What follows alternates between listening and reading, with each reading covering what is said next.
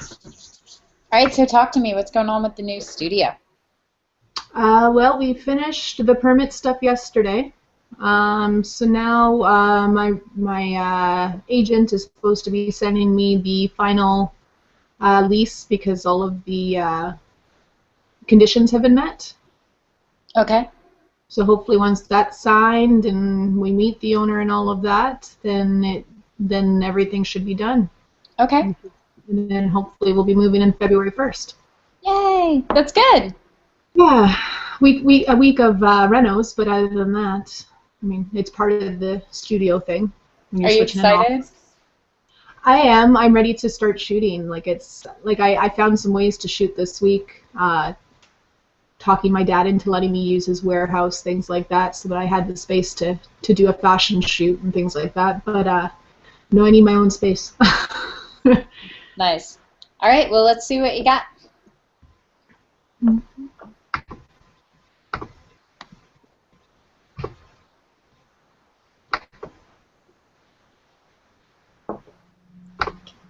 Okay, so for my level 14, it was you wanted my largest package, which is a 20 picture package, boudoir style, because that's what I'm going to be offering to clients to kind of start making money. Mm-hmm. This is my first ever boudoir. So I can't guarantee it's very good, but I tried, and I kind of, well, every little, what's the phrase? This thing that could have happened, like I rented a studio, so I had 2 hours to shoot this, and I'd never seen the studio before. So I definitely made it a challenge on myself. So yeah, it was, yeah, I didn't have, this is the first time I've done a shoot like this where I haven't had anything pre-planned. Like there was no way for me to pre-plan for it, Nice. which is new grounds for me. Usually I'm an OC freak and everything has to be pre-planned for me. How was that for you? Nerve-wracking. Like I said, I'm not used to being, it's not even that it was like, that everything wasn't pre-planned, it's everything wasn't pre-planned and I was on a time crunch. Right. Try and get everything done. So it's some of the photos might look a little bit like the others, just because there wasn't a lot of room to kind of change it up as often as I would have liked. Okay. So how many of the images from the session did you bring? So there's 20 shots, Okay. 10 in black and white, and 10 in what I was trying to go for was like an old French feel, which Okay. is my goal for the studio is for it to have that kind of old boudoir feel rather than modern. I'm not a big modern fan. Okay. And we built, I did things a little bit differently than all the other masters. So we custom built your sphere one thing to kind of suit what you're trying to accomplish professionally. So with this being something that you want to offer clients, how many images are you looking for them to purchase from you? Or what's your Well, ideal sale? I mean, my largest package is 20, so I would hope that people will upgrade to the 20 package. Okay. I've two smaller packages. One is a 10 and one is a 15, and I have some advertising that I can show you later, like some marketing materials that I did up this week to Okay. kind of get the ball going on that. All right. So here's what I'm going to do. Since this is a little unconventional and usually you just bring 5 images to critique and I grade them like that, I'm going to grade you on a couple of different things. What I want you to do is I want you to go and just kind of scroll through all 20, Mhm. and I'm going to grade you on the collection as a whole, Okay. and I'm going to grade you on 1 to 3 points for your lighting, 1 to 3 points for your posing, 1 to 3 points for the collection as a whole. And Mhm. then what I want you to do after you roll through them all is I want you to sell me your package, and I'm going to give you your last 3 to 6 points based on how well you sell me the collection. No Oh, pressure. okay. Not prepared for that one. Okay. Okay. So All right. scroll through, talk to me if you had any trouble or what you love about it, and let's just take a quick look at them all. Okay. So they're half and half. So they're 10 color, 10 black and white. They were in order, and apparently my Lightroom decided to throw them out of order. Okay. Whatever. So it'll be a mixture of the two, just because it didn't keep them separated in the two categories. Okay. So this is one where I wanted to do kind of a little more artsy and a little less what I normally see with boudoir. So a little more of a shallow light halo kind of idea. So I really love the idea of this shot. But I think if you're going to do, it's not even narrow lighting, it's almost just rim lighting. I feel like you really have to commit to it. So if this had been a little more stark and contrasty, where all we were seeing were the lines of the silhouette of her body, I think it would have been stronger. But there's so much shadow on her face, but we're still seeing enough of the details that I feel like you just didn't quite commit to what kind of look that you had. Okay. So I actually brought up the detail on her face. It was more contrast when I shot it. Okay, I'd be interested to see the original then, because I feel like you almost have to, if you're gonna have that much, if you're gonna have her face be the focus, then at best you can do split lighting. Or you have to have all of the shadows so that all we were seeing was the line of light down her nose and her lips and the side of her face, so it makes it almost like an anonymous shot. This one I think is like somewhere in between the two and didn't quite commit. So, and it's got the potential to be a beautiful shot. I would have liked to have seen her pull up just a little bit higher so we could have seen a little more cleavage too, because we're losing all of her body. There's no back line, there's no curve around her hips, there's no abs. So all you have for the curves are her boobs, so I would have liked to have seen her pull up a little bit higher, so it would have been more of an unconventional portrait. Okay. All right, I'll pull up the original after. Okay, cool. Let's see the next one. So love that one. Yeah, I decided to go with a model that's a little less model. She's a friend of mine. She's a lot curvier. I figured if I'm going to attract regular people, that putting a size 2 model in front of in all of my advertising might not make them as comfortable as putting someone who's got a lot of curves in.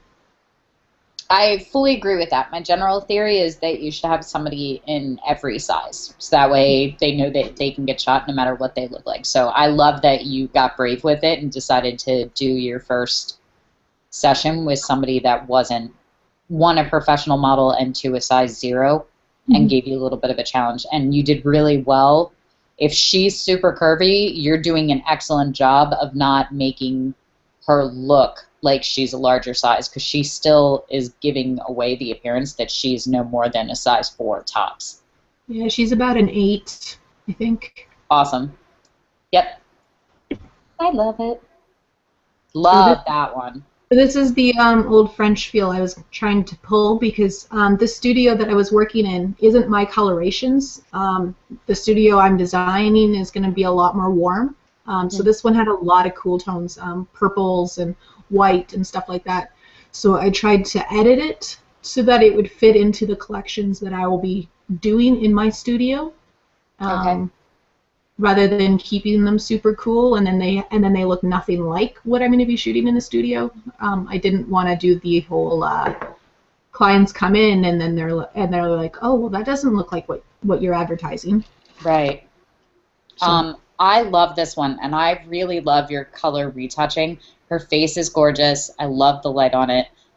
The only things that I'm seeing with posing that would have made it stronger is I love the hands on the strap, but you have her here, so it's very boxy, and if you had just pulled this arm in, it gives the angle. So even though we're not seeing her waistline, we usually think of women in like a triangle shape because they come in and then they go out. It's like 2 triangles. That's where we get the hourglass form for. So if you are, even if you're shooting here, because it gives you lines straight down, pulling that arm in gives more of the angle. So I would have liked to have seen that elbow just pulled in a little bit tighter to her body. And then you just had to be careful with her legs too. When you have the heels hooked around each other, that can be super cute, but because you have so much fall off light, you're losing the line of her hips, so it's making her hip look really wide because your eyes translating to the top of her calf, not the top of her hip. Does that make sense? Okay, yeah, Specifically down by the knee. So you're kind of losing. Okay, so if I had her lift her foot a little higher so that there was some separation, would that have created it? Yeah, either that or if you had her just drop her legs straight down rather than curling them behind her. They had to either come up or go down. Like if you had shot at just a little bit of a lower angle, you probably wouldn't have caught her from the knee down at all. It would have been resting behind her hip. So just something to pay attention to. That comes with time. I still mess that one up every now and then, and it depends on the lighting. You could probably actually go in and just dodge the line of her hip a little bit just to create a little bit of light separation between the two, and then it would translate a little better. They're just kind of blending in a little bit. Okay. And same thing, I feel like we lose just a little bit of the line of her body into the shadow of the fabric, so we're not getting that little bit of curve along the inside of her hip and her abs, just to separate her. Would have made her look a little bit more slender, but I'm nitpicking at you. This is a really beautiful shot. I would be proud to put this one on my wall. Okay. Next, I kind of went a little old Hollywood with this one.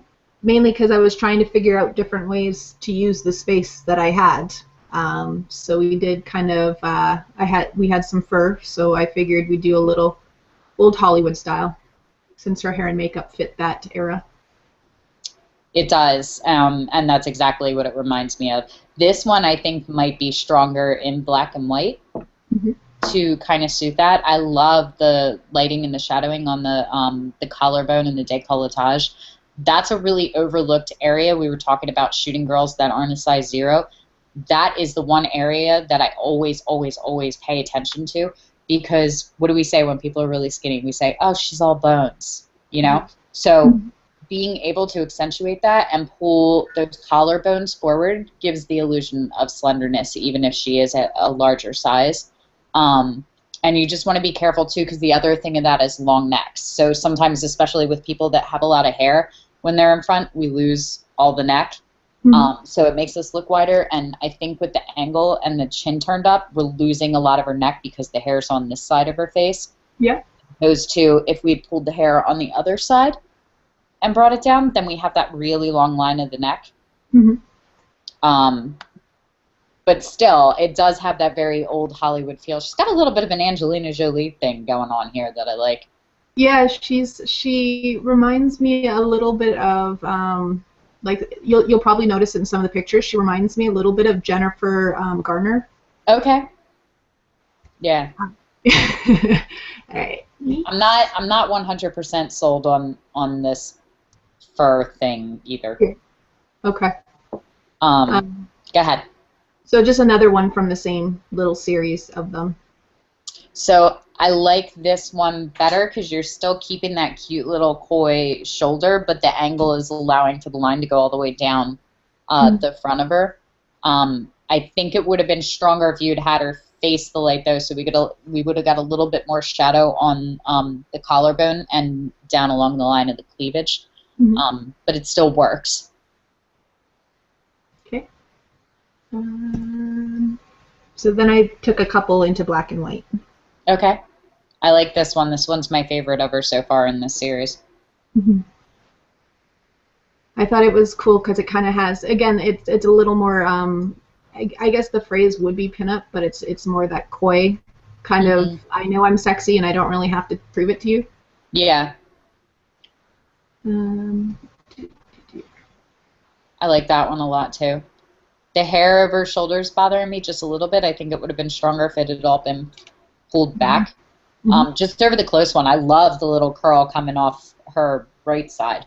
And I like the little off the shoulder, and the fact that, again, this one really nails the coy, sweet, oh, I'm sexy. Like she didn't know. Go ahead. Yeah. Move on? Okay, so full body, not always my strong suit. So we tried to, like I said, she's about a size 7 or 8. So I did do a little bit of smoothing out on her to give her that definition, but I didn't do a ton of liquefy. That's good. The thing that you want to keep in mind is just to not take away so much that people don't recognize her or that people can tell that you did it. It's got to just look like it. You've always got to be able to sell the idea that you just had good posing. Like, that was all you, girlfriend. It was just good posing and good lighting. It's team effort. Things that the biggest problems I see when people are liquefying is that they take away and they add to very specific areas. Number one is the waist. Everybody wants to take in the waist way too far, and you see people like judging and going, oh, I guess that girl didn't have a rib cage, because they forget anatomy. But there's other areas that you can very subtly take away from that aren't really thought of in boudoir. One of the biggest ones is the ankles. I probably would have gone in and just thinned her ankles ever so slightly, especially because we're also getting a little bit of distortion because her legs are closer to you than her upper body. So it's throwing off the perspective a little bit. So I would have gone in and probably thinned just a little bit down her calves and her ankles, and that takes, it's amazing how much weight that actually takes off without touching any of the usual areas. But you almost nailed it with this one. I think I would have probably crossed her ankles over each other, or I would have staggered them and pulled the one leg forward so that they weren't quite in it. But I kind of like this curve thing that you have going on. Okay, I was trying for the S pattern because I know that's a big thing, is creating that S to create curves, right? Yeah, absolutely. We're always looking for the S thing, and you have that with the head angle and then down along her hips and down her knees. I just her legs look a little awkward from the knees down, so I think crossing the ankles over each other would have gotten rid of that. Or in contrast, if you had just taken and you can try it with either leg, but just taken one and put it out in front instead of pulling it back alongside. Like, it's still the S curve, it just splits at the bottom. Okay. And again, that's another thing that creates the illusion of slender, because anytime you're putting limbs up against each other, your eye reads it from where the color tone is. So your eye will read her thickness from the edge of one knee to the back of the other one. Yeah. Because they're right up against each other. Okay. If I had her pull her ankles back a bit too, would that have helped? Yes, absolutely. And a lot of it's angles too. Like, if you're shooting her, it looks like you're lower than her right now too, so you're also shooting at knee height or just a little bit above. So it's putting the knees in focus. So you just want to, even if you're shooting from a low angle, this is a really neat one. Everybody knows to shoot up high. Like, all the girls, it's like inherent. Even like selfie girls, like, pick the angle up high so that your eyes and your boobs look big and everything else looks small by extension. Whatever angle you're at, if you just ever so slightly tip the lens down a little bit, not shooting from a lower angle, but shooting from a lower perspective, it makes a huge difference. Try it. Like, take a couple the way you normally do, and then just like ever so slightly. It's almost imperceptible. Just instead of being right here with the lens, just there. Okay. But I like this one. I think this is a really good shot. Thanks. Love that one. So again, I had 2 couches to work with, and I wasn't really sure what to do with them. So I figured, okay, we'll lay the fur down and have her lay down, because I know the lay down shots are pretty popular. Mainly because it shows the chest, the eyes. Like, obviously, I wanted people to be drawn into the eyes, but. Yeah, and she's giving you good face right now too, which is really important. I would have touched out under her arm a little bit here. There's a couple of lines that could be smoothed out, and same thing, the little creases along her neck are from the angle that she's putting them at, not weight lines. I would have just smoothed them out too. But I love her expression and her connection with the camera. The lighting's just a little bit flat. What are you shooting with? Electron 500 in a softbox. Okay, so just a single softbox. Yeah. Okay. So your next assignment is going to be to just really play with lighting. And what I'd like you to do is just pick a friend or even yourself and set the timer and just sit and move your lights and change your settings and see how many different looks you can get changing nothing but the lighting. Like if she's just sitting there, and you can get her into a sexy pose, that's fine, like if you wanted to do this one, but move your lights around or move yourself and her around in ratio to the lights and see what you can do to change the effect. Yeah. Yeah, I gotta practice my lighting more. I mean, this is I think my third shot shooting with strobes because I shoot outdoors a lot. So it's the studios are just a new thing for me, so it's gonna take a lot of practice, I think, to kind of get it, especially to get it and get it quickly. And it does, and that's totally cool. Like these look a lot better than you should. I'm gonna post all the photos from the first session that I did boudoir because it's terrible. And the more you practice, the better you'll get at it, and the more it'll become intuitive. Like there's still good shots. I think that if you had a little bit more drama on the lighting, these things would just have so much punch. Yeah.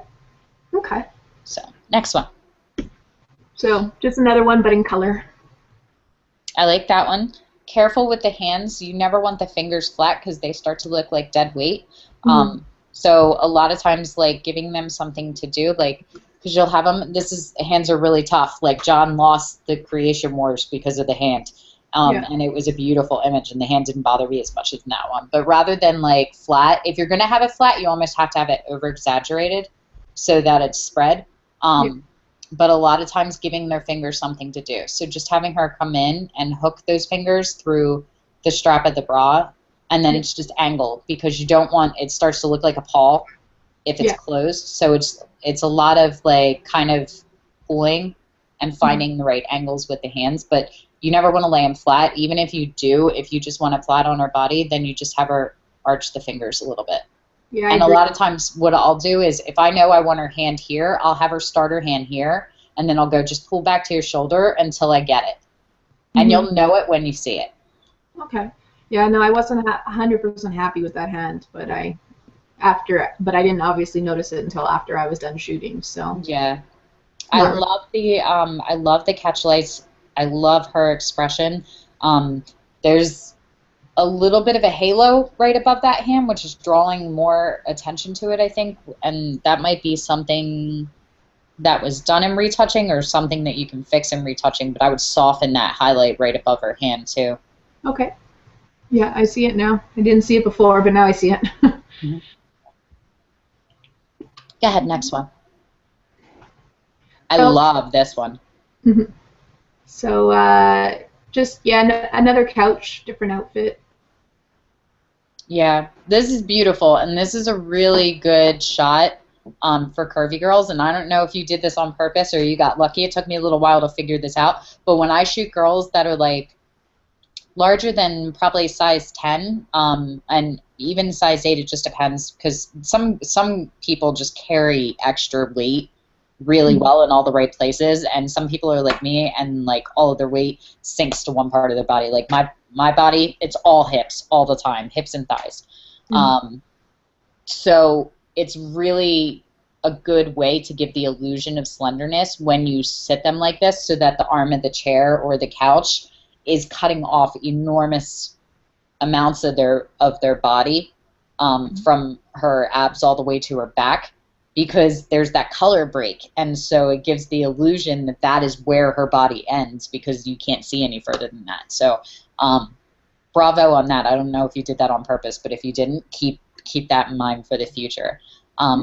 Love her pose, love the angle of it. Same thing, that hand that's back, instead of like gripping up the end of the couch, just having it kind of rest, I think would have been a little more feminine. You want to be careful of the elbow. Like, see how wide her elbow looks? It's because she's reaching straight back. If you had her pull it back instead and pull the elbow back to the wall instead of the hand back to the wall, it would have took a lot of width off of that. And same thing, the one that was up to her hair, I would have just had it in her hair and kind of turned to have more of the fingers. But overall, it's a really beautiful shot. This is one that will sell to girls that aren't size 2. Yeah.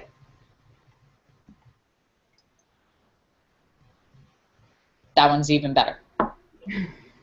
Same thing. Like this one, perfect. I love it. I love the light. It's got that old Hollywood glamour thing. It's just the hands. See how we have no fingers? We amputated her.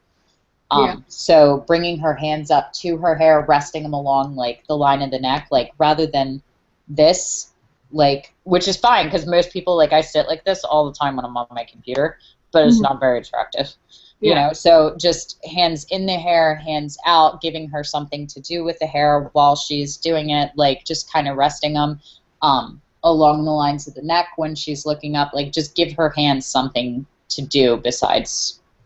Yeah, I think that's going to be a major thing for me is just remembering to look at the hands because it's usually a second thought because I'm so used to working with models. They usually know to do something with their fingers.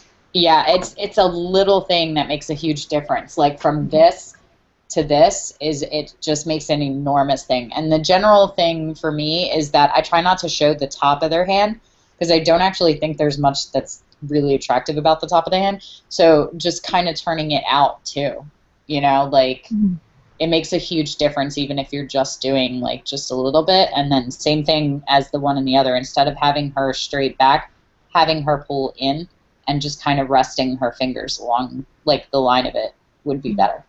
Okay. But I love this one. It's very who's the glamour photographer? I'm drawing a blank on his name. Sorry, Harrell. Are you familiar with him? No. I'm going to send you a link because this reminds me of him a lot. Okay. Next one. Love it. This is more me. This is what I love. What do you love about it? I think because with my fine art and stuff, I tend to love emotion within my stuff. So this isn't quite so coy. It's more, I don't know what the word would be, like longing, I guess. I get that. Wistful. Yeah. Yeah. Careful with girls that have round faces like I do. It's good, but with the upward angle because it elongates their neck, but having her pull down just a little or turn a little bit more will angle her chin because square jaws are more of a masculine feature. Like we go, oh, he's got such a chiseled jaw. So you want to be careful with the lighting not to make her face too wide. Okay. And I love the lighting on this image as a whole. I think if you had just turned it just a little bit more, it would have taken some of the jawline that's away from the camera, further away, and it would have just slenderized her face a little bit. But that's the only thing that I'm picking out of it. This is a really, really beautiful shot. Cool.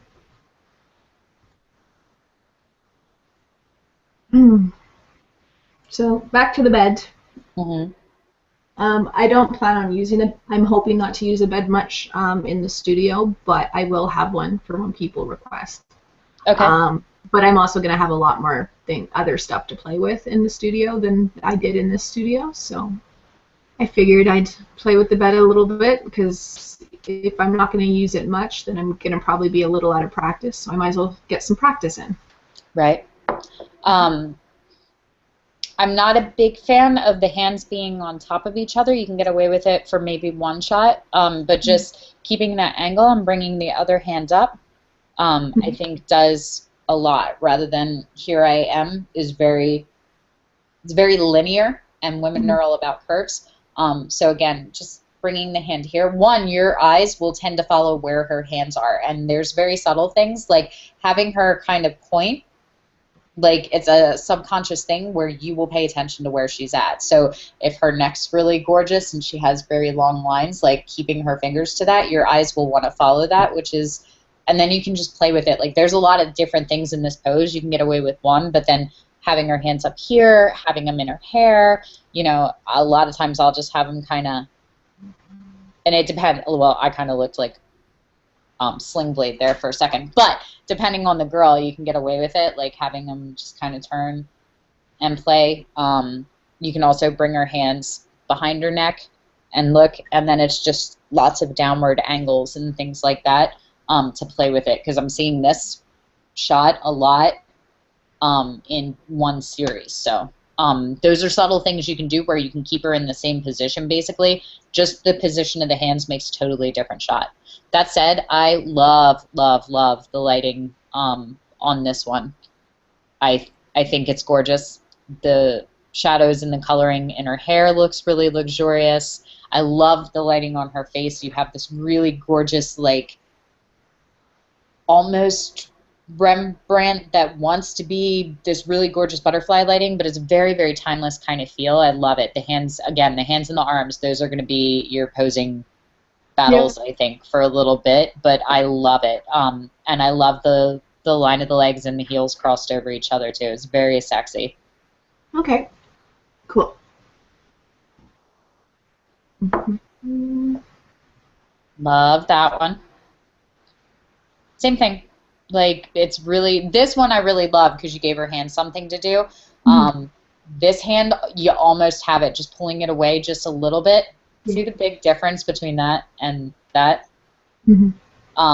That's the only one. And the hand here, I would have just softened up like ever so slightly and pulled down, just so that her fingers aren't spread real wide. But that, this one, the hands don't kill it for me. There was just subtleties that could have really knocked it out. But I love the idea of this shot. I would have touched that line on her tummy, because that comes from sitting over. It's actually from your rib cage, from when we sit down. So I would definitely go in and touch that out, and a couple of the lines on her neck. But overall, this one's a really, really gorgeous image too. I love it. Okay, cool. A couple more full body ones. When it comes to wardrobe, I let the model do all the choosing as if she was a client. Okay. And I didn't argue with her over it. So that's a bad idea with models and with clients. Yeah, I'm not a huge fan of the no stockings thing, but like the garter with no stockings. But she really liked the concept of it, so I let her go with it. Okay. And I'll do that too. If I have a client that comes in with something and she's like, no, I love it, I love it, I love it, I'll shoot her in it, but then I'll argue with her about it when we pick out her photos, unless I nail it. And I agree with you. It has to be really well done to pull off, because there's really no point to wearing the garter without the stockings. That's kind of their whole purpose. Her face is a little bit bored in this one. She gives really good face in most of the sessions. She didn't quite get it here. She's like, really? Are we not done yet? Like, that's what I'm hearing. I'm hearing, like, the Team Valley girl voice in her head. Like, really? The shoulder, you almost had it. It had to be a little bit more dramatic. She had to shift her weight a little bit, so we got a little bit, like, you have this great triangle of space on her left-hand side. On her right-hand side, if you had shifted her just a little bit more to the left so that there would have been a little more space between her body, that would have been better. But because she is just a little bit curvy, I think this one's just not really working as a whole. I do love her legs, though. Like, from her hips down, the pose is killer. We're almost there. I think that's why I liked this one. Was it wasn't so much the upper body, but it was the lower body. So yeah, I'm in total agreement with you. There should be a little bit more light on her face. We're getting a lot of fall off on her face, as opposed to how hot it is on her hips and her abs.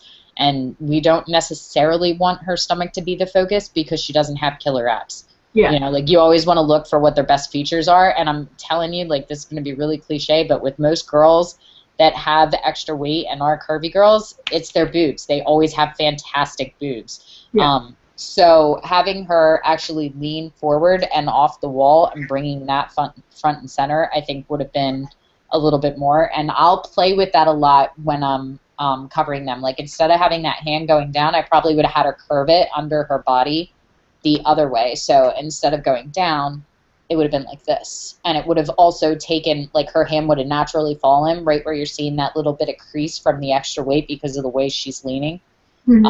So that would have given her all of the curve, and you could have kept the legs, but it would have done that S curve then all the way down.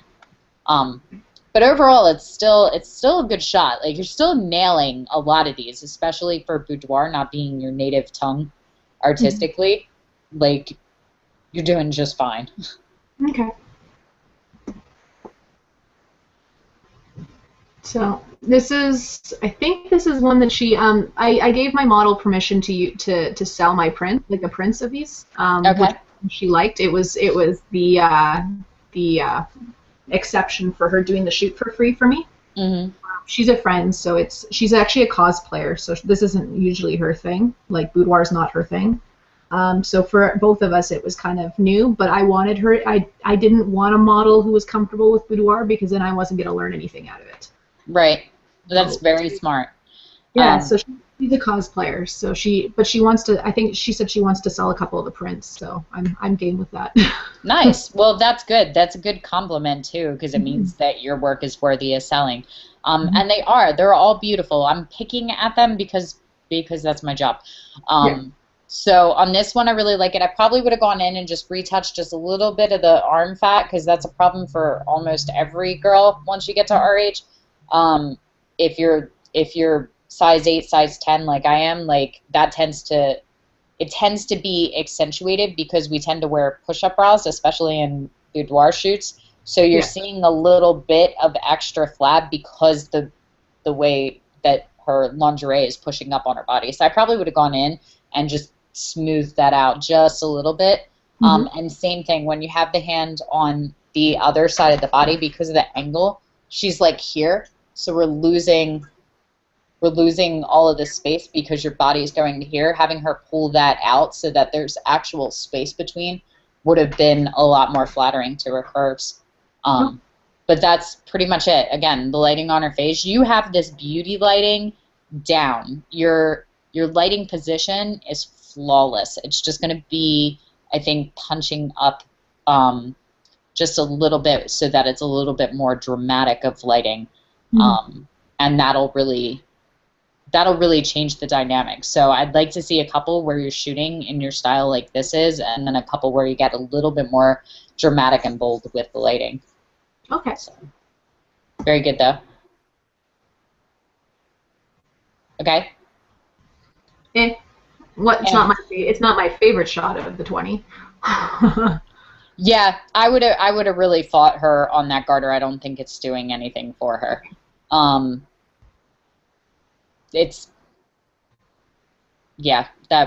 would have fought for that to go. The hands are a very power stance kind of thing. So usually if you want to get bold with it, like, she's kind of got this, like, it almost reminds you of like athletes or boxers kind of thing. Yeah, that's what this shot reminded me, is her putting her dukes up. Yeah, a little bit, which I'm totally cool with. Like, you can rock that girl power thing all day, but then the rest of the body has to state that kind of language. She's got it in the face. She's giving you face every single shot. Like, she's not shy, in front of the lens like some people are. So if you're going to do that, have her square off her hips and part her legs and just stand really strong and own it. Like, then it's about a strong, powerful woman stance, and I think it would have worked a little bit better. Her face isn't really doing it for me in this shot, and again, I think the position of your lighting needs to be a little bit higher. You're kind of shooting it directly to the side of her, and we're getting too much fall off on the face, where the hottest points on her are along her lower ab and the line of her hips, which is actually probably the areas that we want to be sort of minimizing as a focus, because she's a little more curvy, but she's got gorgeous face, so that should definitely be the focus of the shot. So just pay attention to your angles, and make sure that the lighting is focusing here and falling off lower instead of falling off up here. Okay.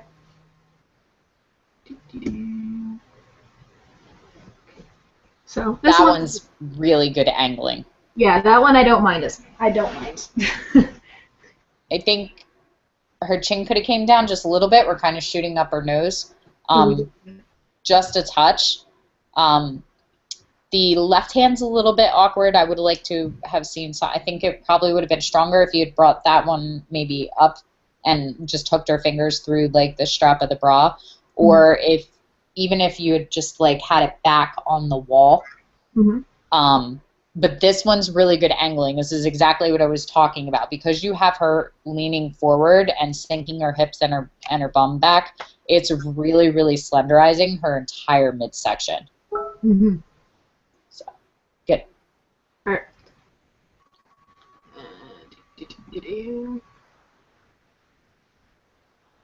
And that one, I think is my last one. I can't decide if I like this one or not. I am very much a mixed choice on that one too. Yeah, which usually means you keep it. Like, that's a good thing. When you can't decide if you like it or not, that means it's interesting. Because and that's almost better. Like, if you have a really gorgeous shot, then people want to look at it, and that's awesome. But if you have one that people can't quite figure out if they like it or not, that means they stay on your page and they keep looking at it. And that's a good thing. That's where you start to cross into being an artist, where people really have to decide, like, do I love this, or do I might hate this, but I kind of like it. Like, and they're doing this internal thing, which means they keep studying it. Yeah. And I like that. The arms definitely should have came away from the body a little bit. I like that she's kind of pulling on the garter straps. I think that works, but I would have liked to have seen her hand. You have to put them at least some kind of different angle. So maybe having her pull on the bottom of the one strap and then hooking her thumb through like one of the upper straps of it on the other side, just to give a little bit of asymmetry in between, because right now we kind of have her like hands down. So if you had her pull on the one and then bring the other one up, it just changes the angles of her body a little bit. Yeah. But I like the kind of I don't care, like, head against the wall thing. It's that kind of strong woman thing again. Her back knee looks like it's locked. I think maybe if it had just a little bit of bend in it, it would have been stronger, because I think that's what's bothering me, that I can't decide if I like it. I like the upper body, but it's that calf on her right-hand side. She's looking a little bow-legged almost. So I think either that leg had to be pulled so that it was almost behind the other leg, or it had to be kind of angled down so that her weight was shifted even further on one hip. Like, taking that knee that's leaning forward, because she's definitely resting all of her weight on her left hip, to get that angle. Just taking that left knee and crossing it over the right one, I think, would have given you what you were going for there. So, but I do like it. Yeah, it's one of those weird photos. I went through it and I was like, I don't know if I like this, but at the same time, I like this. Yeah, that's good. Okay. Yep, that was the last one. Okay, yeah. So let's scroll through them one more time, and I'm gonna tell you which ones I would buy. Okay, so we'll go backwards. And I'm gonna give you a point for each of them. That's how we're gonna do it, because I gave you my thoughts on lighting and posing. So let's go through. We got 20. Okay, so that one. I don't know if I would buy that one. That one I would. The posing's excellent. Okay. I'm gonna. That one I wouldn't. Yeah. That one's maybe for me. That one I wouldn't. That one I would. Definitely.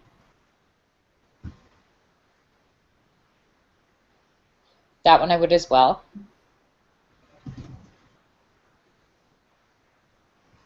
That one I really love too. That one's beautiful. That one I really like, but I wouldn't get because I just got the other one. They're too close. Okay. That one I love. But I'm guessing that one I love more, so I would get rid of the other one. Yeah. Yeah. That one's good. That one I love. I don't know. I like that one too, though. I would get at least one of them. And you might be able to get away with both of them because of the angles and the flip.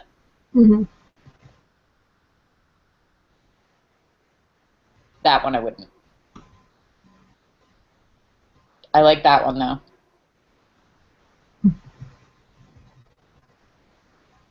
I love that one. I think that one's your best shot in the series.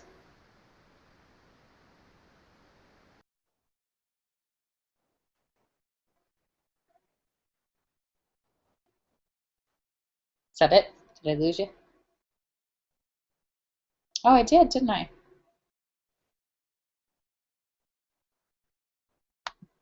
Are you still there?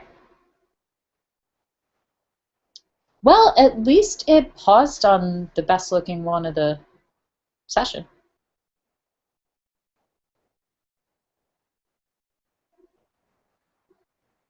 Let me see.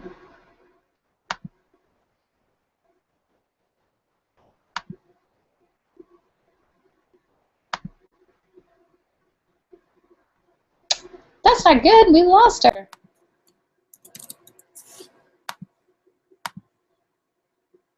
Let's see if we can get her back.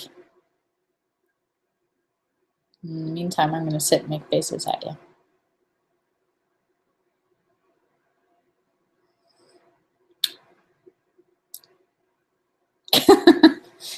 I like that there's four of you just kind of hanging out watching. Okay, well, if we can't get her back in, then I guess we'll pause it and come back to it. And we'll do part 2.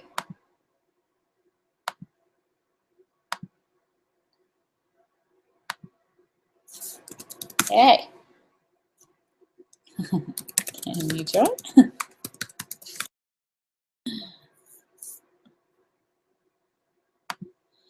Ah, there we go. Okay, she's back in. We're just going to give her a second to get in here. This is riveting.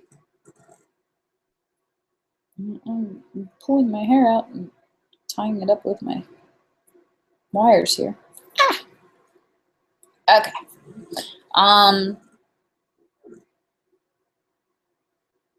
Nicole, you're killing me. So, all right. Well, I'm gonna sit and talk to everybody else then until you get your tech figured out. So, so we did something different. I don't know if I'm gonna do this in the future. This is more like a sphere too, like levels 20 to 30 thing, or maybe even sphere 3. But what I did for all my apprentices that were in the original one is I did custom sphere maps. So when they crossed level 9 and were getting ready to cross into their first sphere, we took time and actually sat down and did a one-on-one and talked about what it is that they're trying to accomplish with their levels. That way, when they leave at level 20, we can add them in. Yay, I got you back! Yeah, apparently my internet dropped. That's okay, no worries. So was that the last one? You did a couple more. Yeah. I think we... What was I doing? I'm trying to... We were looking at the favorite one that I think is like your unicorn of the session. I always have one of those too. Like that's always the first one that gets... Okay, this was the last one before I lost... Yeah, and I love that one. I think that's your strongest one of the session. Excellent. I wouldn't get that one now because I'm in love with the other one. And I don't think I would get that one either. So you're at about half. So you told me about half. But you also only showed me 20, so that's still a really, really good percentage.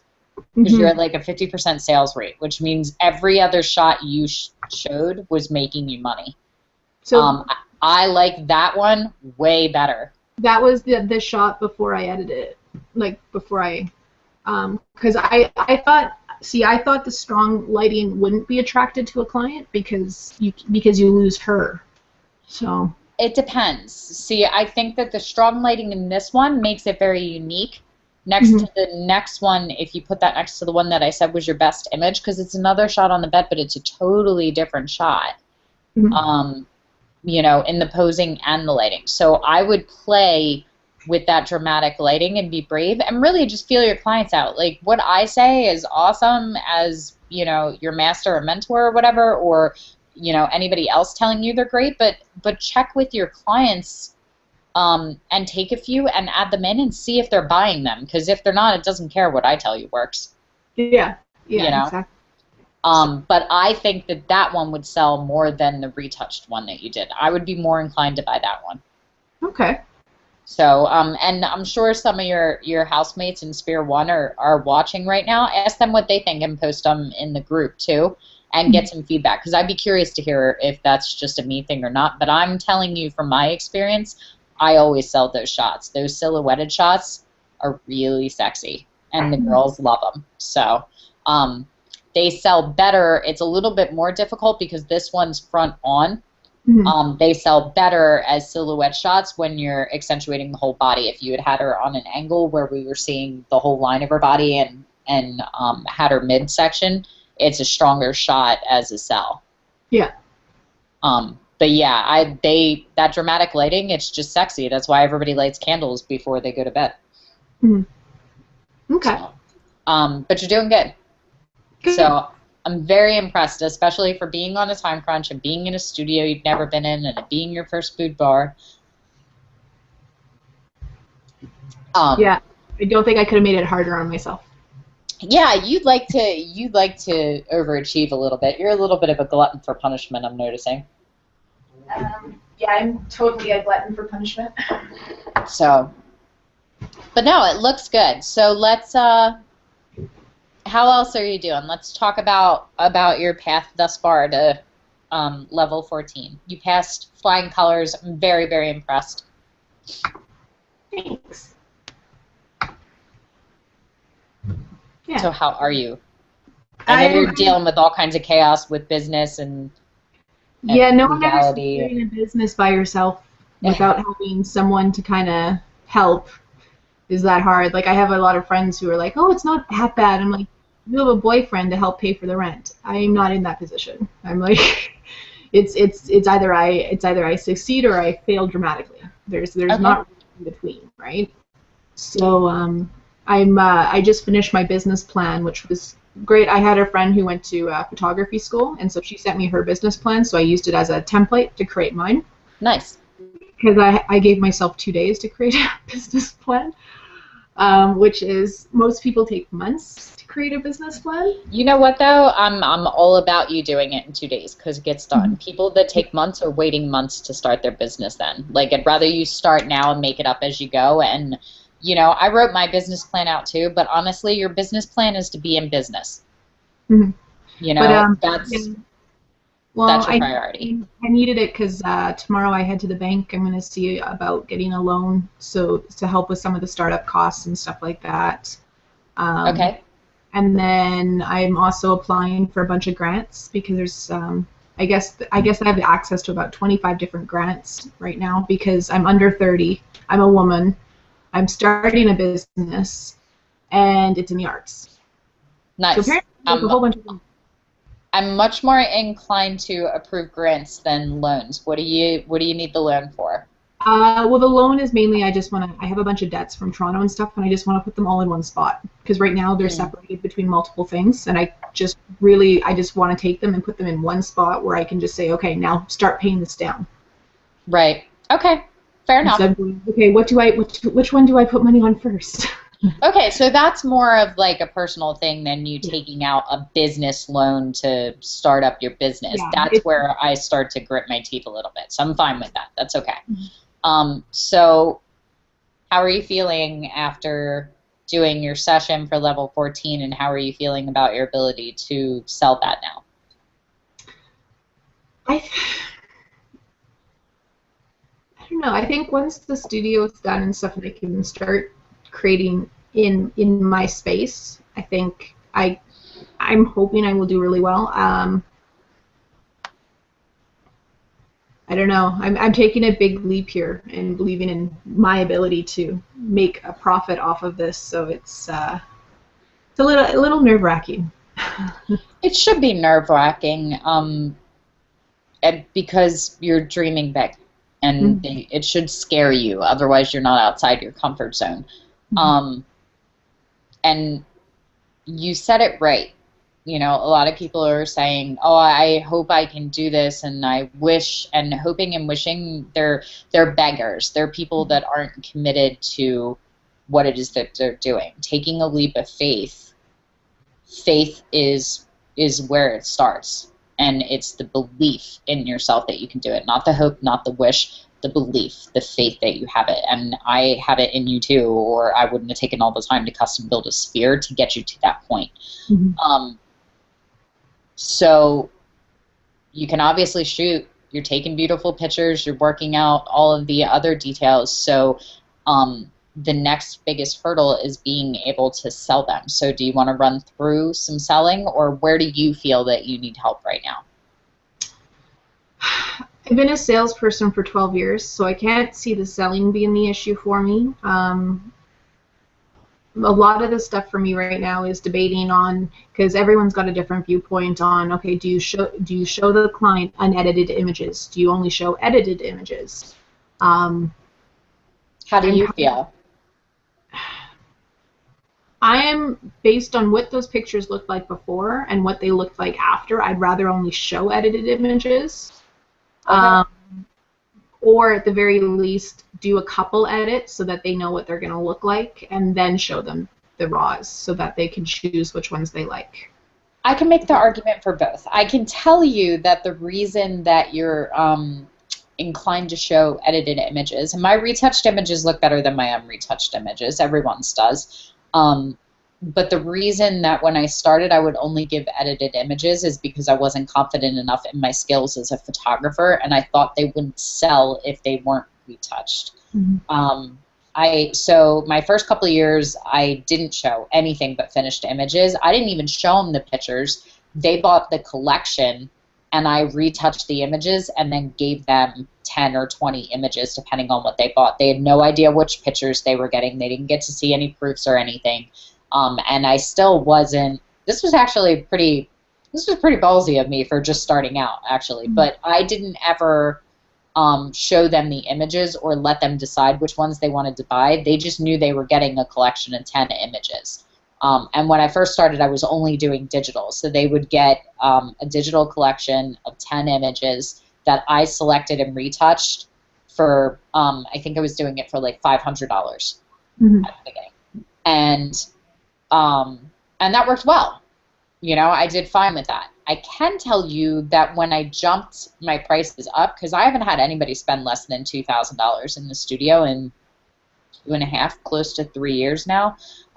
So when I started doing in-person consultations for the sales, and when I started doing it the way I do it now, that's when my prices jumped up. So now the way that I do it is they come in, they have their session, they see their photos the same day as their session because they are hyped off the experience of being shot.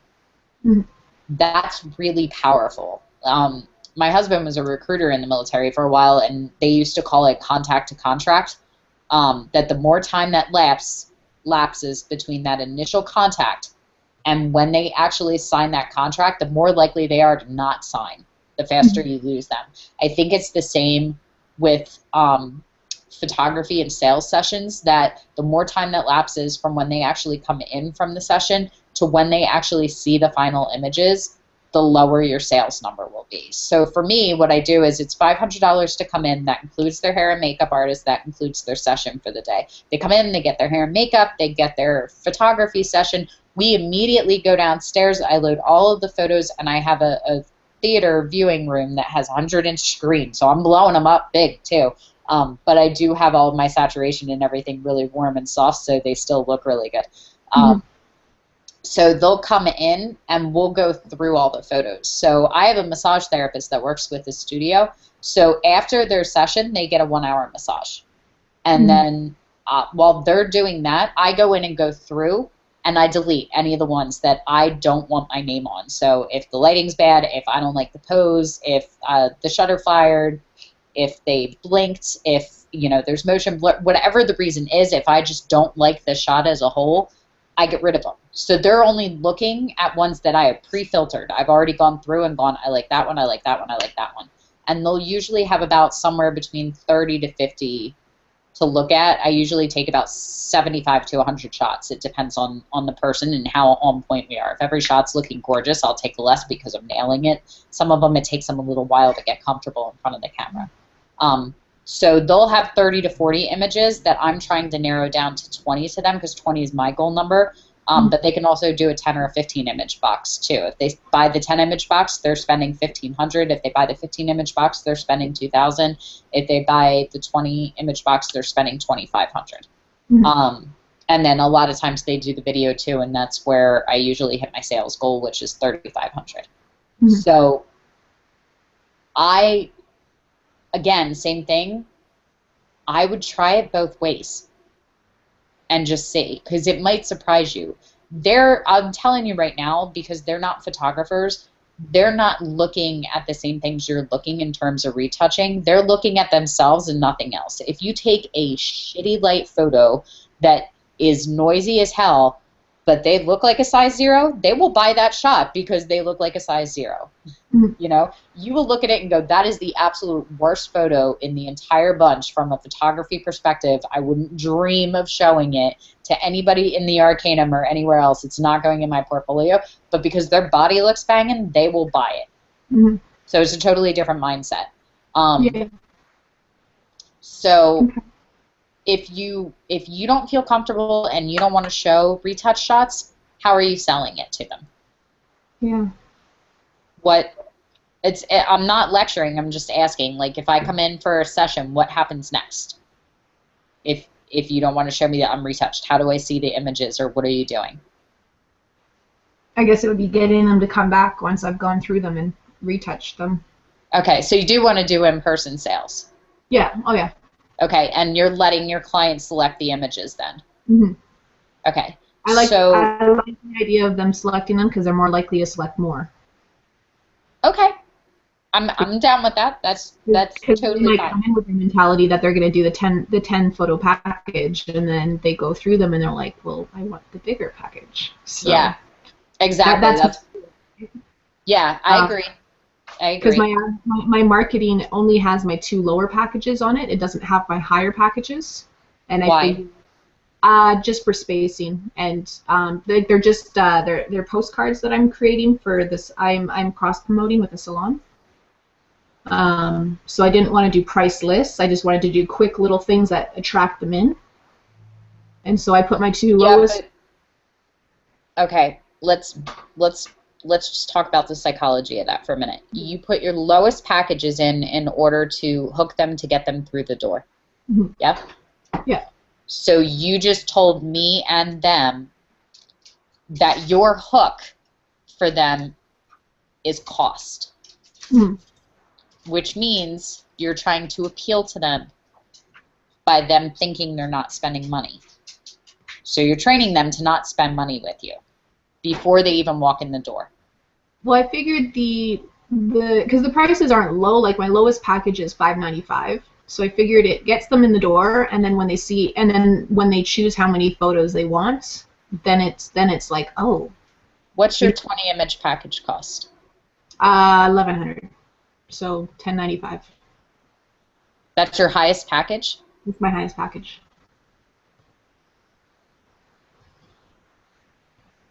What's your lowest package include?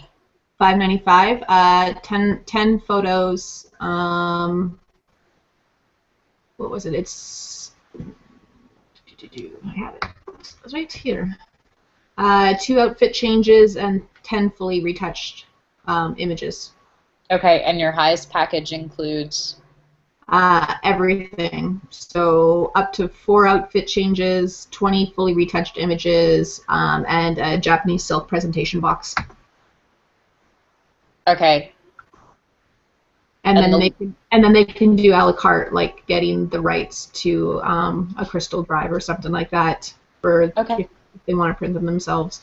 And the lowest package, they're only getting digital? Yeah. Okay. So what's your overhead on the lowest package? What is that costing you to do? To physically? Yeah. What's that financially costing you out of pocket? Not even half. Not even close to half. It's like $100, $200. What are you buying? Are you giving it to them on a drive or? I haven't decided if I was going to do it on a drive or just, it's probably going to be a drive just because I don't like the idea of them downloading them off the internet. Okay, so let's say for the sake of argument, and we'll leave all the overhead of the studio and everything else, but for this session, you're spending no more than $100, and they're spending $599 with you. Mm-hmm. Okay, so we'll just round up and say $600. So you're making a $500 profit off of it. With your highest package, you're charging $11.99? $10.95. $10.95. Okay, so we'll say $1,100. What's your overhead on the package for that? It is. Let's see if I can bring it up.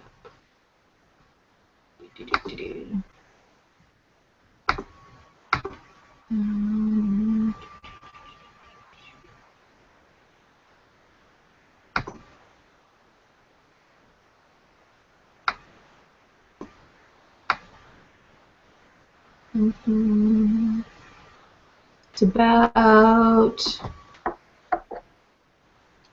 $250, $300. Okay, so we'll say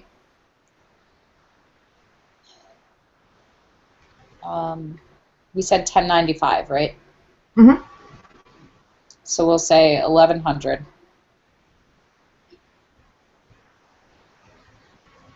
And they're getting 20 images. Mm-hmm. So do you realize that not taking anything else into consideration, just taking your overhead costs, that you're making $40 an image at your bigger package and you're making $50 an image at your lower package? Mm-hmm. Why are your images worth less money when they're getting more? Because I wanted it to be an incentive for them to get the larger package. Okay, but why is your art less valuable all of a sudden? It's not. Okay, it's just, then it shouldn't be. I know, but I'm going based on the area, and then I want to grow the packages later into higher price points. I just figured since I'm first starting out that I wanted to give some sort of incentive for them not to get the lowest package. You know what I mean? So it seems to them like, oh, well, I'm getting a far better deal to get the bigger package. Right, but you're not even confident enough about that package rate to include it on your marketing materials. Oh, yeah, it was more of a sizing thing. I just thought it would take up too much space on the. Nonsense. I've got a 5x5 for my thing, and it's got my biggest package on it. You should always be advertising. Well, let's take a look. Show me your marketing stuff real quick. I'm just wondering if I should remove the. Like, I'm fine with you. You're right. It doesn't have to be. Mine's a pricing list, but if you don't want to have a pricing list, yeah, like there's no reason. Take the a la carte off and put your big package on there. Okay, that's what I wasn't sure about, was whether or not to keep the a la carte or to put the larger session. Are these postcards, or what is this just digital? How are you seeing this? Yeah, this is just the digital template, and then I'm gonna print them at work. Okay, but what's the size? Like, how big are they? What are they? 5x7. Okay, so what's all this empty space on the right then? I don't know. I got this is actually a template that I took a basic template offline, and then I modified the heck out of it. Okay. So I like the general idea. I like the general idea. I like this one better than the other one. I would take these two images and I would make your images bigger. These black and whites should come off and your color images should go on. The one that I told you was your best of the session, that one should be on there. And then you should pick another color image because it'll play well off of the color tones. Black and white doesn't play well unless you're doing a black and white theme on your marketing, because color distracts. So right now you're telling them to pay attention to the background, not to your images, which is bad. Okay. I would take these over and I would fill up all this empty space with your beautiful images instead of showing this really lovely marbled wall pattern. Yeah. It's good. I like the color, I like the tone, I like the texture, but that should not be the focus, and you're giving it prime real estate over more than 50% of your marketing Yeah, document. I wasn't really sure why the template had it this setup. I figured it was because it was meant to be folded. That's possible. Are you planning on folding them? I don't know. Haven't decided. Okay, well, either way, then they'll open them up and they'll see your beautiful images on the other side. But there's no reason for you to pay to either have them printed or pay for the ink to print them or anything else. And even if you're not paying for it, it's stupid to have over half the page empty for no reason. So I would take them and I would move them over. If you don't feel comfortable because of spacing putting any more text on, then get rid of your a la carte, because those are add-ons. Yeah. Those are things they can upgrade to. Your top package is not something that you want them to go, oh, well, we can upgrade to, because they're going to feel slighted as soon as you mention that number, because they're focused between $5.95 and $8.95 right now. Yeah. And if you go, well, you can also get our package for $1,200, that's a big jump in price for most people to have not ever had it in their head. So one, I would actually list it in reverse and have your top package first, because that's the first thing you want them to pay attention to. Okay. So I would have, you know, my 1099 session, 1095 session, whatever my biggest session is, I would have that be my signature collection. It's not a session, it's a collection. Okay. Okay? Sessions are for therapists. Okay. We have our 1095, and I want you to up the price, because they should not be paying less money for your artwork as it goes up. If you're going to break it down and charge per image and break it down to an image count, if your images are coming out to being worth $50 a piece, then they're worth $50 a piece. That's what they're worth. The value of your artwork does not go down because they decided to invest more money. They're investing more money because they want more of your photos. That should increase the value of your photos, not decrease it. So you're caught in between right now with this mentality where you're trying to move up to being a high-end boutique, but you're still trying to sell them on the price. I'm trying to give them the incentive to buy. Well, if they're dropping 4 figures on you, they're not focusing on money. They're focusing on having the experience of having Nicole shoot them and having those quality images. So your focus is on the quality, not on the cost. Does that make sense? Yeah. So I'm fine with it, but you have to commit either way. Either your lower package is going to go down even lower, or your upper package is going to go up. Chances are that 70% of people are probably going to buy your middle package wherever you put that at, because they don't want the cheapest one and they don't want the most expensive one. They'll go somewhere in the middle. So that $8.95 you're going to find to be your safety net number for most of the time, I think. Yeah. That was rough. Are you okay? I'm beating on you pretty hard right now. Fine. I haven't printed these yet, so that's why I wanted actually the feedback on it, because I've never had to do marketing material before. Yeah, I would definitely switch to color images. The one that I said is my favorite is your strongest image. I'd be fine with you taking both of them off and making that your sole image, especially you showed the other one. Well, it's a double-sided postcard, so what I'll probably do is I'll probably take that picture on to the other side. Okay. And do one full picture on the opposite side of the card, and then 2 smaller images on the side with the pricing. Okay, so show me the other side real quick again.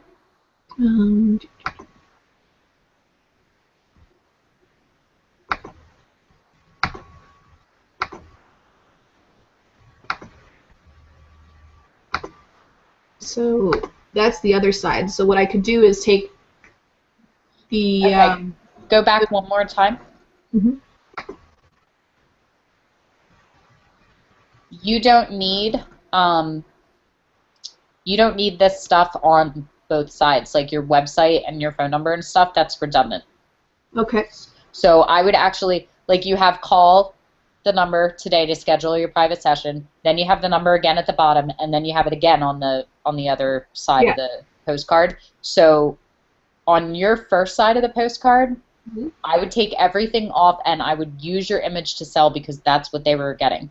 The one that I said was your best image for the session, that's it. That's the only thing that is on that side of the page. I'm trying to remember which one that was now.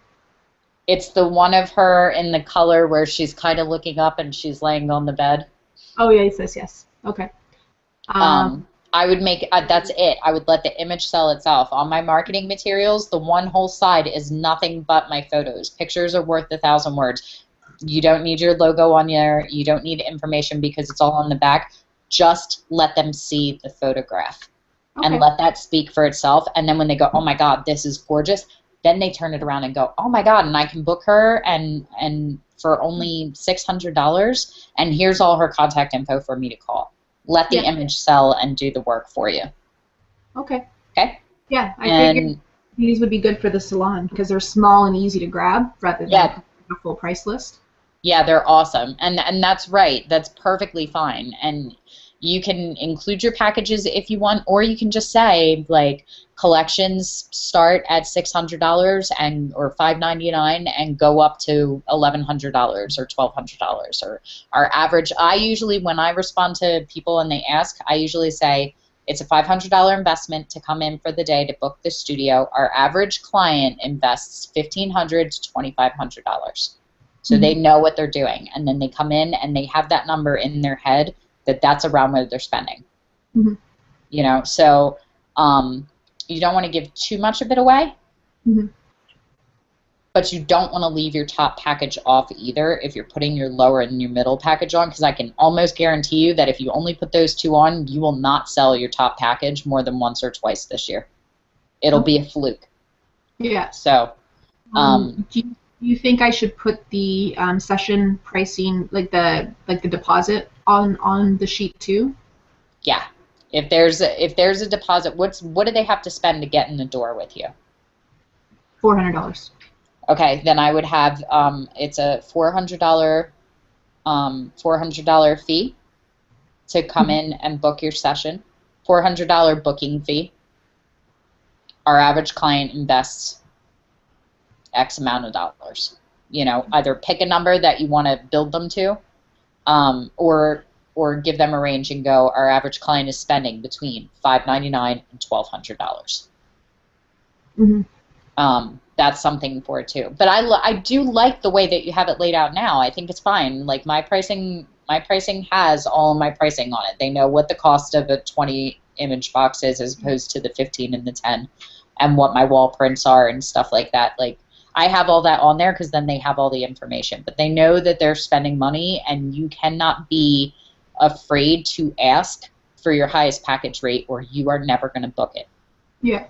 So if that's what you want them to spend, don't be afraid to ask for that, because they will feed off of that. You are going to train them before they even walk in the door. So right now, you're telling them at most they're spending $895 with you. Okay. So your homework is to finish up the marketing materials and post new ones to your level 1 guide so that I can take a look at it.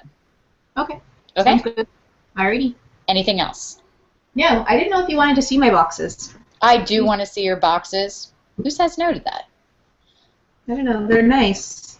I finally got the sample ones in, so. Did you order these from, where'd you get them from? They are from, I can't remember the name right now. You like them though? They're nice. I'm going to try and talk them into a few things, though, because I'm a little annoyed by a few things that they do. Like, I have to get... I don't know if it's better to have the borders with them or not. Like... With the prints? Because then the pictures get shrunk to 5x7s instead of 8x10s. Right.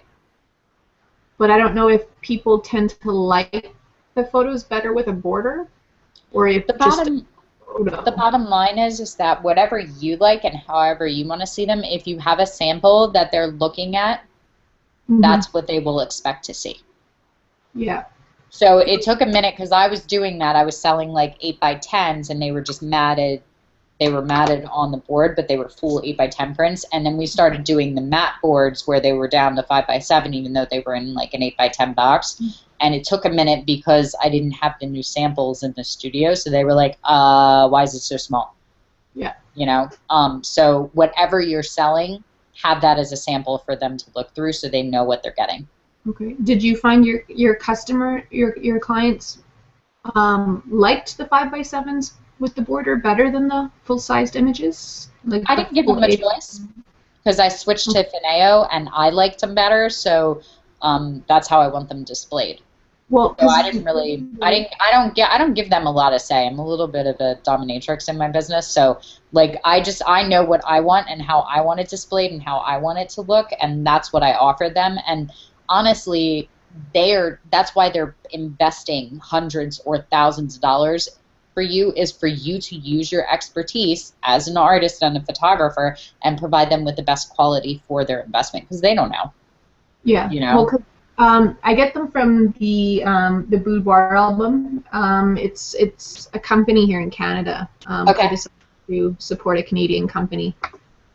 Um, and super nice guys when I've talked to them. But part of it is when you order the boxes, you automatically you automatically have to pay for the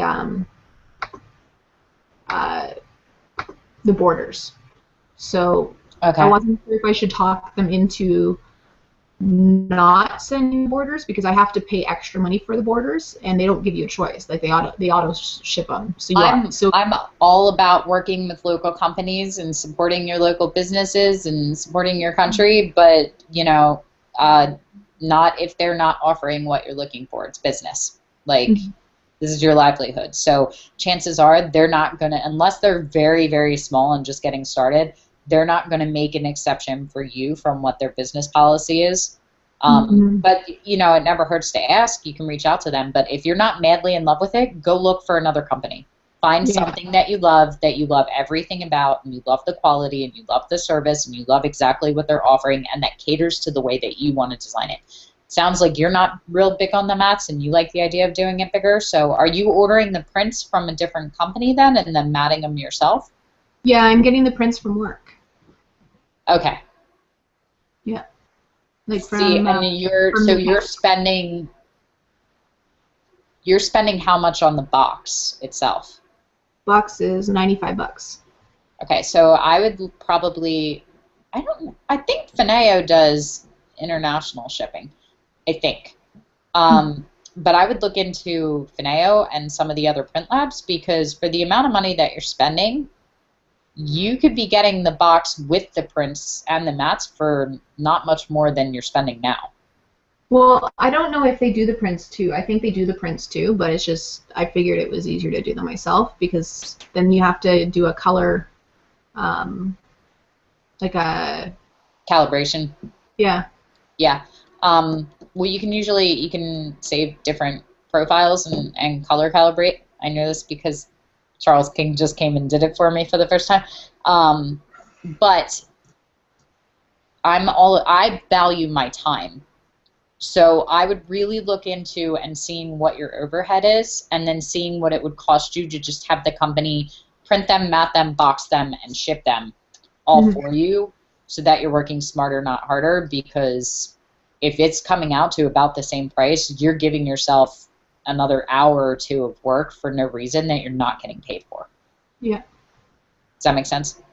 Yeah. So things to look into. And, a lot of this is just advice and opinion. Like, whatever feels like the right thing for your business, that's what you should do. So, don't sit and nod and yes me because I am your master, because I'm going to level you up anyway. Figure out what it is that you want to do. Just understand if it's working and why it's working or why it's not, and make sure that it's actually working for you, because you're either investing your time or your money. So it just depends on which one's more valuable to you. And sometimes the offset is not enough to warrant the extra time that you're putting in. Like if you find that it's only $25, I don't know that that's worth another 2 hours of work for you. Yeah. So things to think of while you're moving up. Yeah, well, I mean, I got it. These are just the sample boxes, so it's very much I've got to decide what I want to do. I had them brought in because I hadn't seen them, right? All I saw was what was online. Mm-hmm. So it's I got to talk to them more because I haven't talked to them much. Okay. We'll keep up with that. Drop me a line in your room and let me know how that goes and what you find out because I'm curious.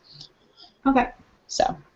Yeah. Well, there's another company out here that I wanted to look at, but they only do books, and I really wasn't interested in books. Even though the gentleman's really nice, and a lot of the people here use him. Mm-hmm. The one you suggested to me. If The Apoca albums, Apoca? Yeah, Apoca. but I didn't see any boxes on their website. It was just albums, and Yeah. I'm not doing albums. So. Okay. Fineo's my favorite. I'm not sure if they ship to you or not. You'd have to check on that. That's the downside of having mostly international students right now. I love them. I know that MPICS, Miller's, and WHCC, most of the print labs do them now. Graphy Studio does them. I know they ship internationally. They're all over because they're out of Italy. There's a couple of different places, and probably some of the people in Sphere One will have some suggestions for you too. So, but yeah, no, you're doing good, girlfriend, and you are killing it. Like, you are really just going back and forth, and every day I'm seeing you like arguing from rental space to all the legalities and the banks and stuff like that. So I'm super impressed with how much work you're putting into it. I have no doubt that you're going to hit success very, very quickly because you are working for it. One of my studio mates yesterday came with me to the permit office. He's like, I'm a little scared right now. I'm like, what do you mean? He's like, you're really harsh with him. I'm like, I've been waiting a week to find out if this permit is done. I need it done. I am going to be as polite, but very mean polite, all at the same time, if it means he gets his ass in gear. Yeah, absolutely. And you have to sometimes, like, He's like, oh, be polite, but be in charge. Yeah. Yeah, I dig it. He's like, I think it's because you're a girl that you can get away with that. I'm like, no, I'm just very persuasive. And if he doesn't do what I'm asking him to do, then I'm gonna have some issues because I need this permit. That's good. You can't sign the final lease until the permit's done. Okay, so while you're waiting on that, you're gonna finish up your marketing materials. Yeah. And I wanna see them in your classroom. Is there anything else that you need from me right now, or are we just kind of in a holding pattern until you get your space? Yeah. I mean, my next levels don't require the space to do them, so. Okay. Awesome. I'll be moving forward. Sounds good. All right, girlfriend. Welcome to level 15. Thank you. All right, I'll talk to you soon.